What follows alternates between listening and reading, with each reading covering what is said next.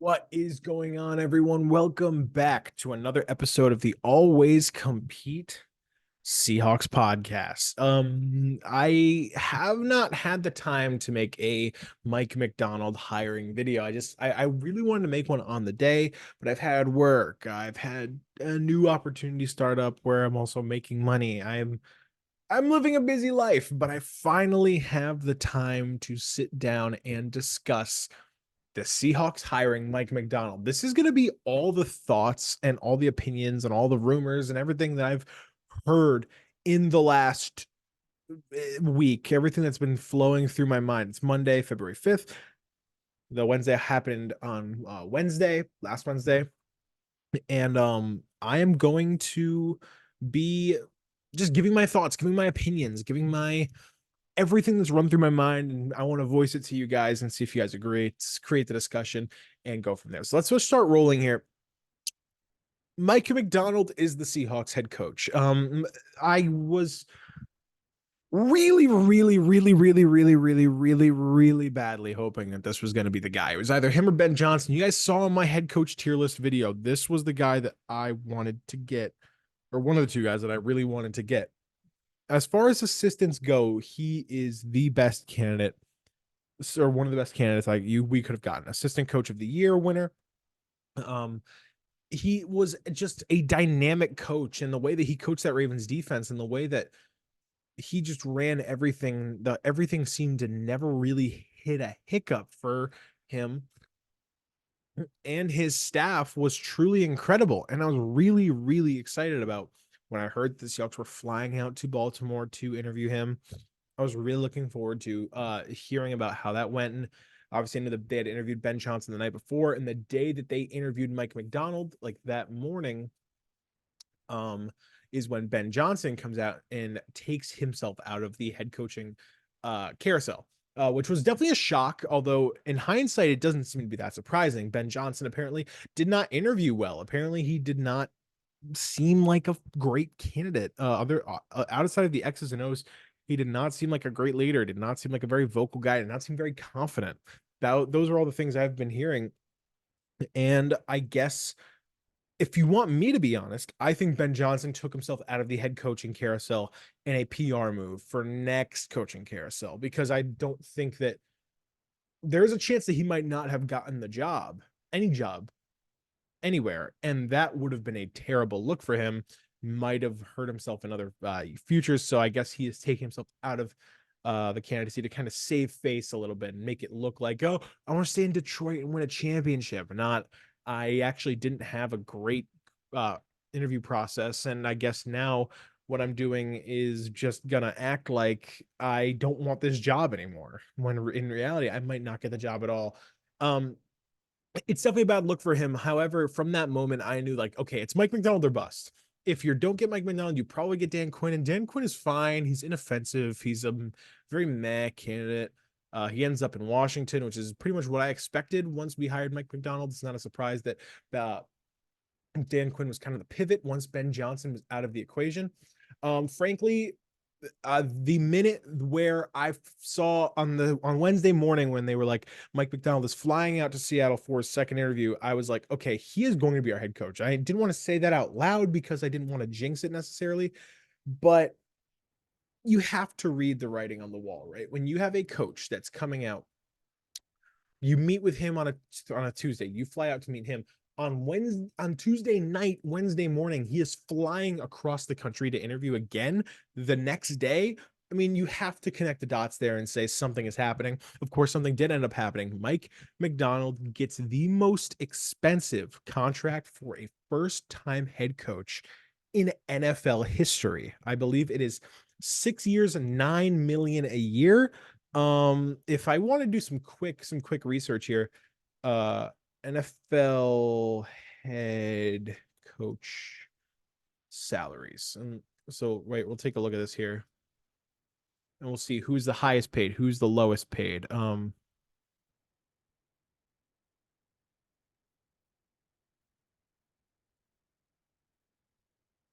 Highest paid coaches. In all of sports last year, the highest paid coach is Bill Belichick. He was making 25 million a year. Obviously he's not making that anymore. He's been fired. Sean Payton is the highest paid coach in the NFL. He's making 18 million. Pete Carroll's making 15 million. Sean McVay is making 15. Kyle Shanahan's making 15. Mike Tomlin's making 12 and a half. John Harbaugh's making 12. That shows you the trust that's going into this job, the trust that they are giving Mike Macdonald. They are paying him experienced head coach money. And now we are talking about like going out and saying like, now we need results, right? And we need results fast, and results are expected out of this team. And I want to give my thoughts on Mike Macdonald. He is the youngest head coach in the NFL. He is 36 years old. 10 years ago, he interned for the Baltimore Ravens. To think about the meteoric rise that goes into 10 years ago being an intern to being defensive coordinator of the best defense in football, that is a rise that can't really be compared. And I think it speaks to a few things about Mike Macdonald, where even if you don't know the success that his defense had, you can assume a lot of things about him. You can assume a lot of things about him as a person. He's a hard worker. He's smart. He's passionate. He's dedicated, and he's willing to push and continue to move up the ladder, and has that ability to get those connections and work with people and get on the good side of people, and eventually move from being an intern to being the defensive coordinator of the best defense in the NFL. It is a meteoric rise, and I think it speaks to where the NFL is going nowadays. Mike Macdonald is extremely different from Pete Carroll in the sense that, Pete Carroll there's this, I'm going to talk about politics for a second. There's this idea of like, when you have a politician that's been in politics for a long time, 30, 40 years, there's this idea of like, oh, well, they've like become like Washington, right? Like they're like, oh, they're Washington trained. They know all the ins and outs. They know everything like that. And then eventually like an actor or a celebrity comes along and they run for office, and people are like, I like having a different set of eyes, a new set of eyes. That is very much what it feels like in this scenario, where you have someone like Pete Carroll, who had just been a coach for so long, 40 years he was a head coach in the NFL. And it just started to feel like things got stale. It started to feel like the same thing every year, and you knew what to expect out of Pete Carroll. You knew that you were going to be a mediocre football team when you have a coach who doesn't change that much and just ultimately sticks with a outdated system and outdated methods, and is really just there for vibes. Pete Carroll was a fun coach. He was a fun players coach, and players really connected with him. Does that mean that he's a great coach? No, it means he's a great leader, and that is a different thing. You can be a great coach and a bad leader. You can be a really great leader and a terrible coach. I'm not saying Pete Carroll was a terrible coach. He was just an okay coach at the end of the day, especially in the year of our Lord 2024. Things got outdated, things got stale, things needed to change. And congrats to John Schneider and Jody Allen for making such a drastic switch in this organization, going from someone like Pete Carroll, who had just been there for like 12 years, and things were the same, and they were consistent, to going to the youngest head coach in the NFL, someone who had to start from the ground up and made it in only 10 years, someone who connected with players on not just a leadership level, but more so a coaching level. Players weren't necessarily flocking to Mike Macdonald because he's like a passionate Robert Saleh or like a D'Amico Ryans, where he's on the sideline like, yeah, let's go, and he's getting hyped up. It's more so the fact that he puts players in great positions, and players recognize that. And I think that's important, where there's this different level of leadership and connecting with players that doesn't necessarily relate to, I played football, you played football, let's go. Yeah, we play football. Rah, big guy, big strong guy. Mike Macdonald graduated cum laude, magna cum laude from the University of Georgia. This guy's a brainiac. This guy's smart. He has an economics degree. He did not play football in college. This guy is not the type to be on the sideline and connect with players in that way. But players acknowledge that when Mike Macdonald is their coach, there is success, and there is a consistent basis on you improve. When Mike Macdonald is your coach, your defense improves, your stats improve, your abilities improve. And I think that that is a connection that Mike Macdonald is going to make with this Seahawks team in a way that Pete Carroll maybe couldn't. I bet not a lot of players went to Seattle because they thought that they would be better. They went to Seattle because they thought it would be more enjoyable of an experience. And I think at the end of the day, we are going to see Baltimore has this way of taking players that were okay in places and making them extremely valuable players and making them extremely good. Jadeveon Clowney was, by all metrics, an elite pass rusher this year. And for years, he had looked washed up, including in Seattle, right? We are talking about someone who can revive players' careers. Kyle Van Noy was kind of a practice squad player. He had started bouncing around practice squads and being signed. And he goes to the Ravens and has a great year. Arthur Mollett, we're talking about Geno Stone, we're talking about Patrick Queen, who had a little bit of a few rough years. People forget. He was one of the worst graded linebackers according to PFF. He is going to get paid this offseason, and I might touch on that either later in this video or in a future video, considering how that might relate to the Seahawks in either way. In general, the takeaway that we need to have is that Mike Macdonald is a drastically different coach from Pete Carroll, and in my opinion, that's a good thing. It's a good thing. I did not, if the Seahawks went and hired, I don't know, Bill Belichick, or if they went and hired, even Mike Vrabel, I would not be as excited as I am now, especially with like a guy like Bill Belichick, where, you know, you kind of just, it's a lateral move.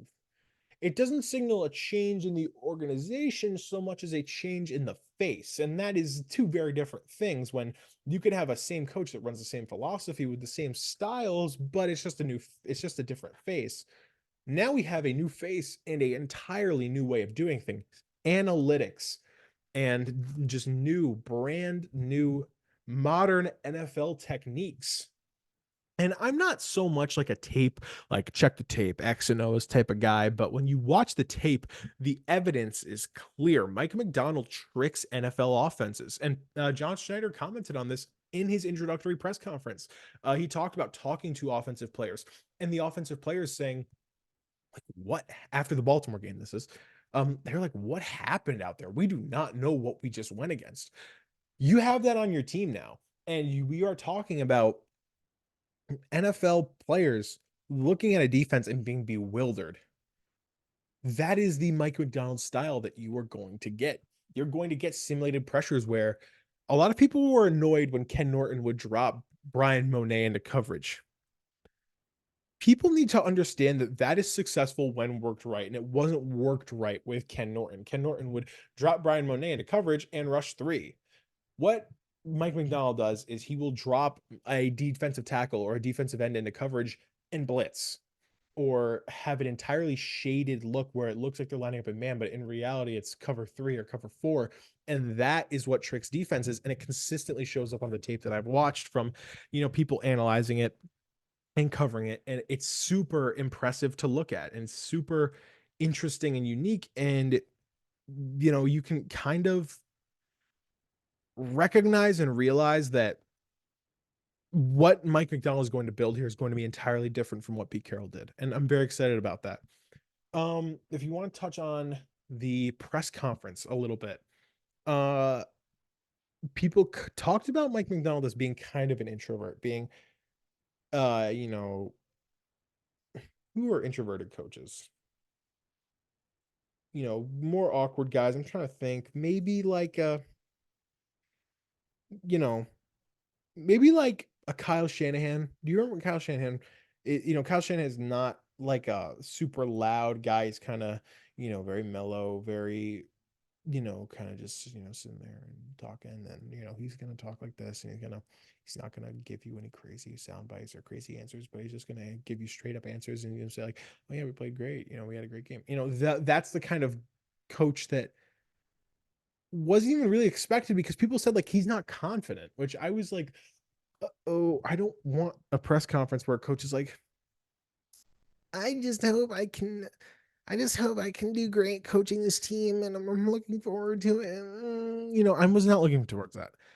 However, I got more of a Kyle Shanahan thing where there is this reserved confidence, like a very cool confidence about Mike Macdonald that I was not expecting to see based on what everyone else had said. But that's what I saw. I saw a coach that was, kind of reserved, but a little bit cocky in some of his answers. When he was asked about, um, what is like they asked him who's going to call the plays on defense, which most people assume it's Mike Macdonald. Mike Macdonald goes, "I'm calling the plays, and you want to know why I'm going to be calling the plays? Because I feel like that gives us the best chance to win." And that's a really good answer. And it's not like he was like, "Oh, I'm the best play caller in the NFL. I can call the best plays. I'm way better than everyone else." It's not cockiness, it's confidence, but it's reserved, and he knows that he is a great coach.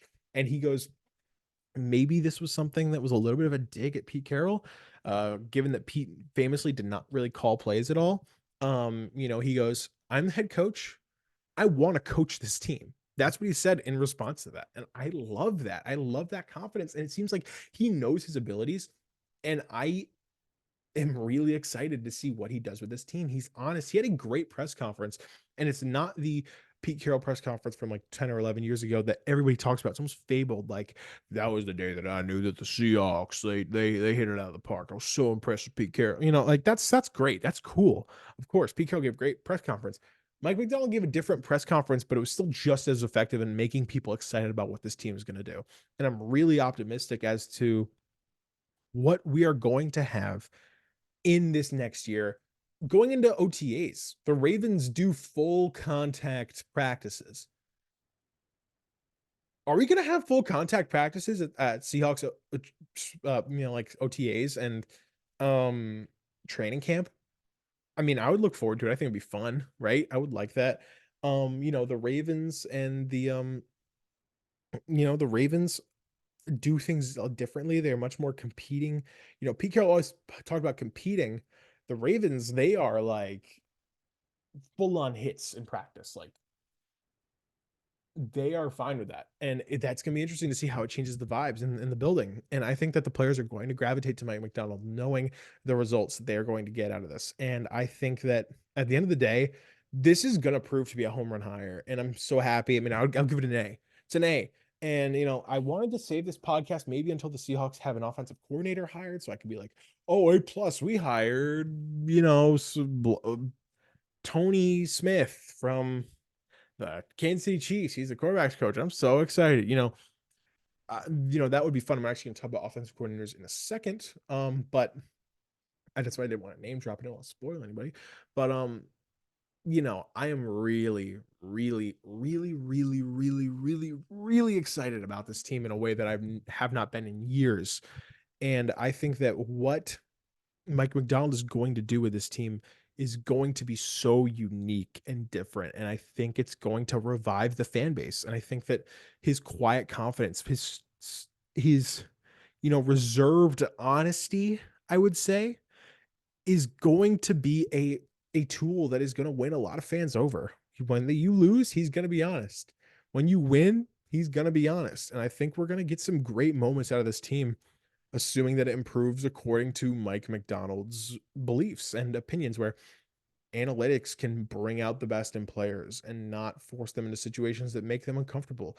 And there's going to be a lot of changes on this roster. There are a lot of Pete guys on this team that are expensive that likely will not be here next year. And that's just a fact. And I will also cover that in another video, players that may or may not be on the hot seat given how things go with Mike Macdonald and the new hire there. I want to touch on a little bit the staff that Mike Macdonald is going to put together, which is extremely important. We really only have 3 official hires, like confirmed guys. I guess we'll go in order of when hires were announced from first to last. So, or earliest to most recent. The first hire that was kind of talked about was Carl Scott, the secondary coach. He returned. He was on the Pete Carroll staff. Clint Hurt went to Philadelphia to be the D-line coach, and there was this talk of he's bringing Carl Scott with him. Carl Scott's going to stay, and that's ultimately a big thing, because what's kind of important to recognize that Carl Scott is not like a Pete guy. necessarily. Carl Scott is more so a a Alabama Nick Saban guy. He coached a lot of great DBs at Alabama, highly respected by the players, and ultimately the secondary was really good last year with Devin Witherspoon, with Mike Jackson, who I felt frankly had a really solid year last year after kind of having a rough year last year or the year before, having a really solid year this year, and I was really kind of amped to see what Mike Jackson was doing. Trey Brown had some really good moments in there as well. I think he coaches a great secondary. I'm really happy to see him back. Frankly, I think that this is like the one guy, one or two of the guys who I was really happy to see come back and you know, run this team and run this defense and bring in some more experience, bring in some familiarity in the building as well. That's important. Players are going to have a tough time adjusting to an entire shift in the locker room. Like literally, like the entire staff is leaving, besides Carl Scott, at least as far as we know. And and it's good to bring back familiarity, have a guy that players can relate to and look to as someone who has been in the building before. And I think that's important to the players. And I love the hire. The next hire is the one I'm really excited for. Leslie Frazier, the former Bills defensive coordinator, the former Vikings head coach, the former player, is coming in as an assistant head coach. He had like 5 other offers from teams to do the exact same job, but he went to Seattle. He was kind of Mike Macdonald's mentor. He worked with him in Baltimore. If you want me to be honest, this is like the best hire that could have been made for this position. You have a first-time head coach, you want to pair him with someone who's experienced. That's just the way it works in the NFL. You want to pair him with someone who is familiar leading an entire team and dealing with the media and dealing with the roster decisions and being someone who you can ask important questions to when you need them, especially considering you are a first-time coach. You do not know what you're doing. It's important to recognize the best people in the building and the smartest people throughout history all have one trait in common. They know when they are not the smartest person in the room. And that's important. When you are able to recognize that you cannot necessarily solve all the problems by yourself and you need to defer, that's needed. And Leslie Frazier is the perfect guy to come in and help Mike Macdonald. He is a player's coach. He's someone who the players love. He has experience running a great defense. He is a former player. That kind of can bridge the gap between Mike Macdonald being this brainiac Sean McVay type, bridging the gap between that and the players, giving them an assistant coach who an assistant head coach who was a former player and has tons of experience coaching. He's in his 60s. Mike Macdonald's in his 30s. Ultimately, what this is going to do is it's going to give players someone to connect to in the building. And it's going to give Mike Macdonald someone to talk to when he needs help making decisions and needs help running this football team. Perfect hire. Leslie Frazier is a home run get for the Seahawks, considering how the staff is shaping up. And then finally, kind of lastly, looking at today, the Seahawks announced their first major coordinator. It is Jay Harbaugh, the son of Jim Harbaugh, worked at Michigan, famously where Mike Macdonald worked for a year as the defensive coordinator. He's coming in as the special teams coach, and I'm really looking forward to this. Ran great special teams at Michigan, and he seems to have familiarity with Mike Macdonald. Don't have too much to say. He's a special teams coach, but he's young. He has potential. This is the kind of coach who, if he pays off, he can be here for a long time and has connections, has experience coaching college players, which I think is important, especially for drafting in the first few years. I think Jay Harbaugh knows a lot, and I think he's going to bring some valued experience to this Seattle special teams group who is going to be a big help, and I think he's going to be a great add to this team. Now kind of moving to the last part of this video. I've covered the Mike Macdonald hire, my thoughts on it, how I think it changes the team. I've covered the hires he's already made to the staff. Let's cover some potential hires he could make to the staff. The most important looked at one is offensive coordinator.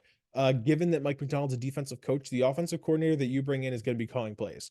And it's important to have a really good offensive coordinator, someone who follows the Mike Macdonald idea of going for it and being analytic based and being, kind of more based on a newer style, faster paced, wider spread offense. Uh, and the weird thing is that like we really only have, it's been almost a week. We only have 2 names that are really like clear-cut connections to this job. Tanner Engstrand has reportedly interviewed for the job. He is the Lions pass game coordinator. Reports are saying that this was the guy that was going to take over for Ben Johnson when the Lions like expected him to leave. And he's interviewed for a bunch of jobs, and he's a really strong candidate apparently for the Seattle job. This would be a hire I'd be really excited for, given how good the Lions offense and pass offense and scheme has made Geno Smith look. Frankly, I think that this could only add benefits to a Seahawks team that is really needing new offensive strategies and new ways to make the offense easier for Geno and the wide receivers, make it more creative, get more people open, and use these new creative schemes, new tempo, going for it, analytics, all that to make this offense better, make it more fast paced, make it easier for the players. And I think that in general, that's going to be a big help. And I would be very pro Tanner Engstrand. However, he is not the leader in the clubhouse as it seems. The leader in the clubhouse, as it seems, is Ryan Grubb. Uh, I am not a Washington fan. I live in Manchester, Connecticut. Uh, I'm as far away from the country as possible. I am a UConn basketball fan. I think I have a UConn helmet. Let me see if I can line it up. Right there. Right there. There's a UConn helmet. Don't mind the Michigan helmet. UConn helmet though. I'm a UConn Huskies fan. National champions 2023 basketball. Woo! We are not a football school. Never mind that. Ryan Grubb, the former Washington Huskies offensive coordinator, and now currently Alabama offensive coordinator. He follows Kalen DeBoer out there. He is in heavy contention for this job, and I think that this is going to be an interesting one. I don't know much about Ryan Grubb. I know that he ran a really, really good Washington offense, a kind of a pro style. Expect the quarterback to make tough throws, not necessarily like a college offense where like tricky flea flickers and screens and weird plays, pro style plays, pro style throws. If he is the leader in the clubhouse, I would be really thrilled about this hire. Ryan Grubb is a guy who has experience. He has experience coaching players, and it seems that he is a really talented potential add to the staff. And I think that if he were to be the offensive coordinator, I would be very optimistic about maybe the Seahawks taking a look at a quarterback in the draft. Obviously, your eyes go to Michael Penix, who was the quarterback for Washington, who I think would be a great hire and has a ton of upside. A great pick and has a ton of upside. At 16, maybe not. We'll talk about that more as we kind of get into draft season. But Ryan Grubb would be a home run hire, in my opinion. And frankly, either of the coaches that I've heard about would be home run gets. I think that Grubb um would be a great add to this team. And I think that ultimately, at the end of the day, the Seahawks can do no wrong with the two names that we've heard. We did hear another name that is not necessarily in the running. The Seahawks requested to interview Giants offensive coordinator Mike Kafka, who is in contention for the Seahawks head coaching job. Apparently, he interviewed very well. He does not call plays in New York. He was the former Chiefs quarterbacks coach, where kind of helped build up Patrick Mahomes when he was there. In general, the not in general, just factually, the Giants blocked the Seahawks request to interview Kafka because they can do that because it's a lateral move. So not a huge surprise there, but still kind of sucks. I think it would have been interesting to see what Kafka could do, perhaps calling plays. But it is what it is. And I think of the two candidates that the Seahawks have, I think lacking Kafka's fine, to be honest, if we're being real. I don't think it's a huge loss for the Seahawks there. And I'm looking forward to seeing maybe how else they pivot, if there's any other names that's going to be added in the coming days. I expect a hire fairly soon, if we're being honest. I would think that there would be a hire in the next few days for offensive coordinator, and then you can kind of start to put together this quarterback staff and wide receiver staff and all that jazz. So looking forward to that. As it goes for the defensive side, one name that's been said, really only one name, is Joe Cullen. He is the Chiefs defensive line coach. He worked with Todd Monken in Baltimore. He was the Jaguars defensive coordinator for one season when Urban Meyer was the coach. And I think this would be an interesting hire. I think it'd be a good hire, experienced. He wouldn't be calling plays anyways.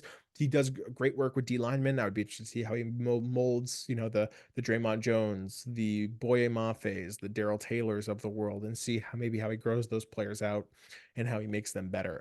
Overall, not much to talk about on the defensive side of the ball. It's not super important, anyways, given the fact that whoever is the coach is not going to be calling plays. So that's kind of more like a booster. What does he add to the defense rather than like, does this make the defense great? No, it's not that.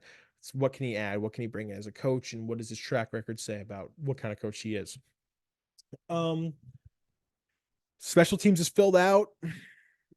We are in the point where this team is going to begin to take shape in the next week. And whenever an offensive coordinator is hired, I will make a video about that. Whenever a defensive coordinator is hired, I'll probably make a video about that too. Um, as far as videos go for the coming days, I will probably be talking about uh, players that may or may not be on the hot seat for the Seahawks now that Mike Macdonald's in, and also players that may or may not be targets for the Seahawks this offseason, given Mike Macdonald is now the head coach.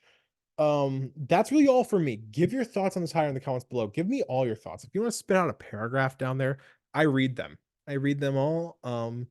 And just let me know if you have any comments about the OC, if you have any comments about Mike Macdonald, or do you think we should have kept Pete Carroll? Whatever. Please give me your thoughts in the comments below.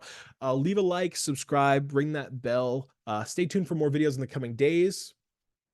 And yeah, I will see you all next time. It's a new era in Seahawks football. I am very excited. I've been Sam. See you next time. Peace out.